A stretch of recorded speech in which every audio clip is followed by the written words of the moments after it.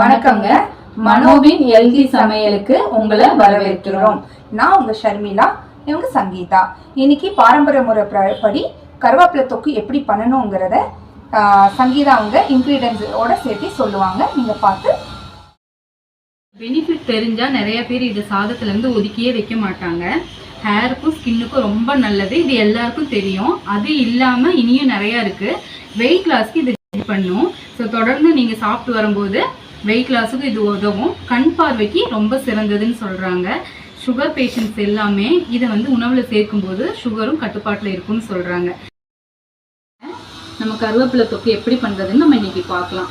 இப்ப இருக்கிற காலத்துலங்கிற ஹெல்த்திங்கிற ஒரு விஷயமே நம்ம மறக்கிற நிலைமைக்கு வந்துட்டோம். ஆரோக்கியமானது சாப்பிட்றதுங்கிறது ரொம்ப கம்மியாயிடுச்சு. ஸோ பாரம்பரிய முறையில் கருவேப்பிலை தொக்கு எப்படி பண்ணுறதுங்கிறத நம்ம இன்னைக்கு பார்க்கலாம். இப்போ எல்லாருமே சாப்பிடும்போது கருவேப்பிலை எடுத்து மாற்றி வைக்கிறதுங்கிறது ஒரு இதாகவே போயிடுச்சு, ட்ரெண்டாகவே ஆயிடுச்சுன்னு சொல்லலாம். நம்மளே சாப்பிடும்போது அதில் காயை மாற்றி வச்சிடறோம், கருவேப்பிலையை மாற்றி வச்சிடறோம். ஸோ ஹெல்திங்கிறது அந்த விஷயம் இப்போ படிப்படியாக குறையிற நிலைமைக்கு ஆயிடுச்சு. ஸோ நம்மளோட சேனலில் பார்த்துக்கிட்டிங்கன்னா ஹெல்தி சமையலாக நம்ம போஸ்ட் பண்ண போகிறோம். ஒவ்வொரு நாள் ஒவ்வொரு டிப்போட நான் உங்களுக்குள்ள சந்திக்கலான்னு நான் இருக்கிறேன். ஸோ இன்னைக்கு கருவேப்பிலை தொக்கு எப்படி பண்ணுறதுன்னு பார்த்துடலாம். கருவேப்பிலை தொக்குக்கு ஃபர்ஸ்ட் நம்ம ஒரு பொடி ரெடி பண்ணணும். அதுக்கு என்னென்ன தேவைன்னு பார்த்தீங்கன்னா 1 டீஸ்பூன் வெந்தயம், 1 டீஸ்பூன் வரமல்லி, 1 டீஸ்பூன் கடுகு.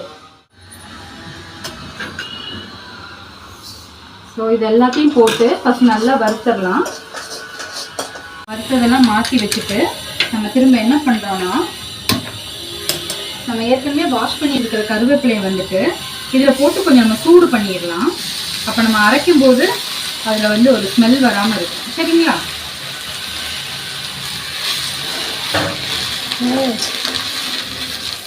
நம்ம சூடு பண்ணிட்டோம். ஏன்னா அந்த பச்சை வாசனை போகணும், அதுக்காக தான் நம்ம சூடு பண்ணியிருக்கோம். இது போட்டு அரைக்கும் போது அந்த பச்சை வாசனை தனியாக வரக்கூடாது, அதுக்காக நம்ம சூடு பண்ணி கொஞ்சம் அரை வச்சிடலாம். இதையும் கடுகு, வரமல்லி 3ஐயும் நம்ம பொடி பண்ணி வச்சிடலாம். இதுதான் நமக்கு ஒரு சூப்பர் இன்கிரீடியன்ஸ், ஒரு டேஸ்ட் கொடுக்கும் நமக்கு. பண்ணியாச்சு. நம்ம தாளிக்கும் போது இதை நம்ம போட்டுக்கலாம். அப்போ கொஞ்சம் நல்ல டேஸ்டாகவும் நல்ல மணமாகவும் இருக்கும். சூடு ஆற வச்சிருந்த கருவேப்பிலை சூடு ஆறிடுச்சு. நம்ம அதை ஒரு மிக்சி ஜாரில் மாற்றிக்கலாம். நான் ஒரு 300 to 400 கிராம்ஸ் எடுத்துருக்கிறேன். ஸோ இதுக்கு பார்த்தீங்கன்னா ஒரு 10 நிமிஷத்துக்கு முன்னாடியே ஒரு 4 வரமிளகாவும் ஒரு சின்ன நெல்லிக்காய் சைஸு புளியும் கொஞ்சம் சுடுதண்ணியில் ஊற வச்சுருக்கேன். ஸோ அதை எடுத்து நம்ம இது கூட ஆட் பண்ணிக்கலாம்.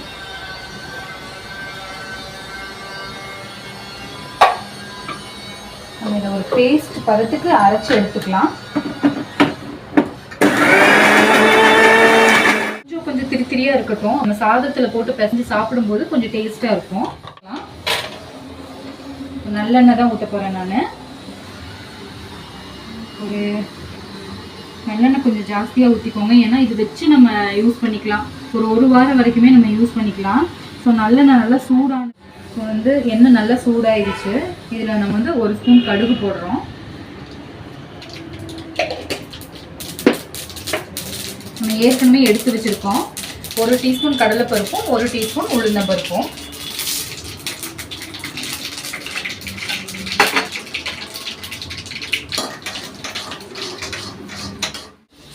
நம்ம இதில் ஒரு 20 பல்லு பூண்டு, ஏன்னா அதுதான் கொஞ்சம் நல்ல டேஸ்ட் கொடுக்கும் உங்களுக்கு கருவேப்பிலை தொக்குக்கு.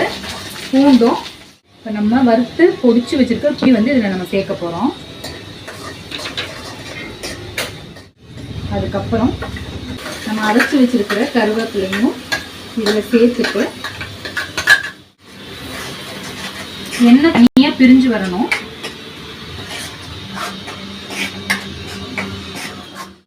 அதை சேர்த்து உப்பு சேர்த்துட்டு பத்தலைன்னா நீங்கள் இன்னும் கொஞ்சம் கூட சேர்த்துக்கலாம்.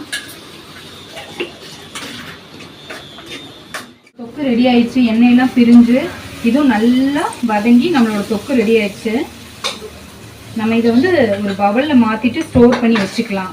ஸோ சாதத்துக்கு, இட்லிக்கு, தோசைக்கு, சப்பாத்திக்கும் கூட நம்ம இதை யூஸ் பண்ணிக்கலாம். ஸோ இது மாதிரி ஹெல்த்தியான சமையல் டிப்புக்கு நம்ம மனோவின் ஹெல்த்தி சமையலை ஃபாலோ பண்ணுங்கள். அந்த டெய்லியும் ஒரு நல்ல ஒரு சமையல் குறிப்போடு நான் உங்களை திரும்ப சந்திக்கிறேன். நன்றி.